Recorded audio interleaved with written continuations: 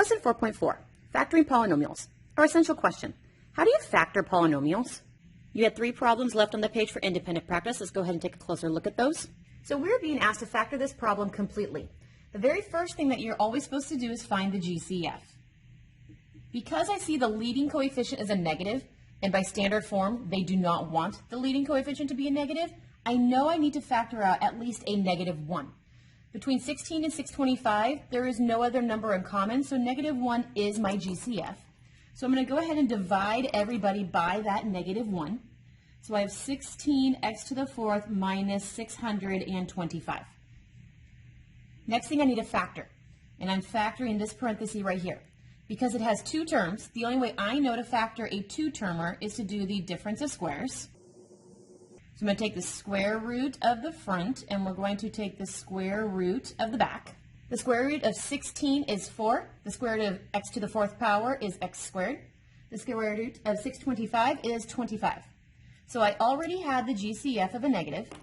This is factorable by the difference of squares. So here are my 2 parentheses for difference of squares. The first one's plus, the second one's minus. The square root of 16, x to the 4th, was 4x squared, so my fronts get 4x squareds. The square root of the back was 25, so my backs get 25s. Now I need to double check again.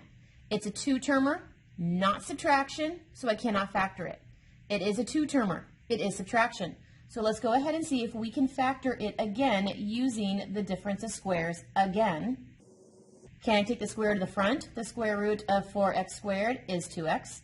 Can I take the square root of the back? The square root of 25 is 5. So this factor can be factored again. So we still have the GCF.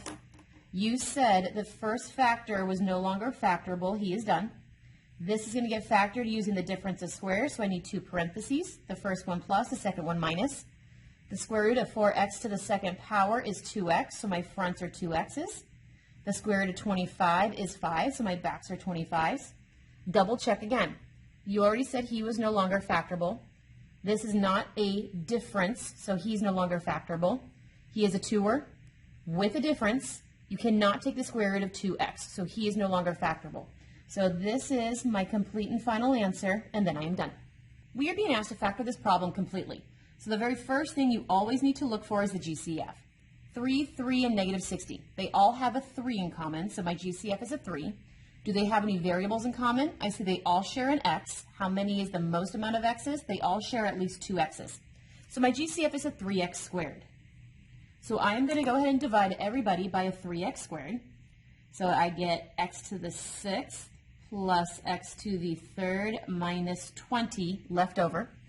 Because I see there are 3 terms, the only way to factor 3 terms is to do my A times C, somebody better add up to B list. A times C is a -20, my B is a 1.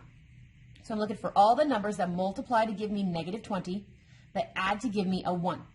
I know that a +4 and a -5 will multiply together to give me a -20.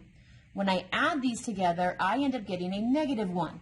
Really close, but not the number I needed. That meant that I had it on the wrong number, the negative sign, on the wrong number. So -4 and a +5. These multiply together to give me a -20. When I add these, I do get the +1 that I needed. So this is the number that I'm looking for. Now what do we do with that? That was to split this middle term. So to help you visually see this, the GCF is still there. We still had x to the 6th. We are not going to be writing x to the 3rd. Instead, we are writing a -4x to the 3rd plus 5x to the 3rd, and that's still a -20. This middle term, we expanded it to 2 additional terms so that we now have 4 terms, and because we now have 4 terms, we can use the area model. -4 plus 5 simplifies down to a +1. That's how we know that it works. So because now I have 4 terms, I am able to use the area model. So here is my area model. The highest exponent goes in the top left. The lowest exponent goes in the bottom right.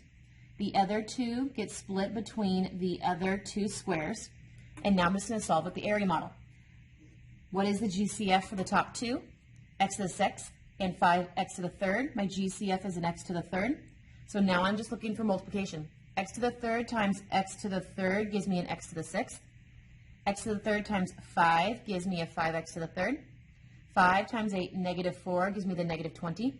Negative 4 times x to the third is a negative 4x to the third. So I have the 3x squared as my GCF.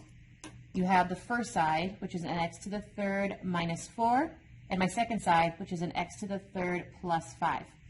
Now that these are two-termers, you got to check for difference of squares. He is a difference. I can square root 4. You cannot square root x to the third, so he's done. He's a two-termer, not difference of squares, so he's done. So this is my full final factored answer, and I am done. We are being asked to factor this problem completely. So the very first thing we always need to look for is a GCF. So looking at my numbers, what do they have in common? I can see that all of them can be divided by the largest number of 2. They all have x's in common. The largest number of x's in common is 2. So my GCF is 2x squared. So I am going to divide everybody by a 2x squared. So if I divide everybody by a 2x squared, I end up having x to the 10th minus 9x to the 5th plus 14 if you divide all of these by 2x to the second power. Now that I have 3 terms, I need to do the A times C. Somebody better add up to B list. A times C is a 14. My B is a negative 9. I am looking for 2 numbers that multiply to give me positive 14, but add to give me the negative 9. Negative 7 and a negative 2 multiply together to give me a positive 14. When I add these 2 numbers together, I do get the negative 9, which means these are the 2 numbers that I will be using to split this middle term. So I still have my GCF of 2x squared. You still have the highest term.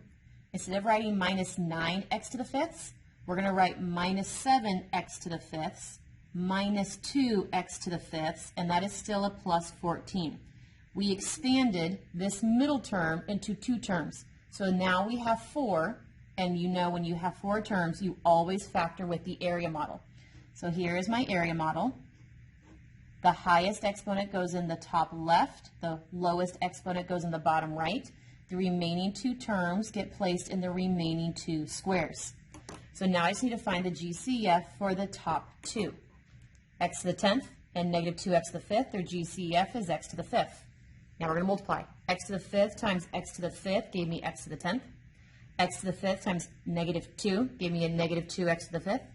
Negative 2 times a negative 7 gives me the positive 14.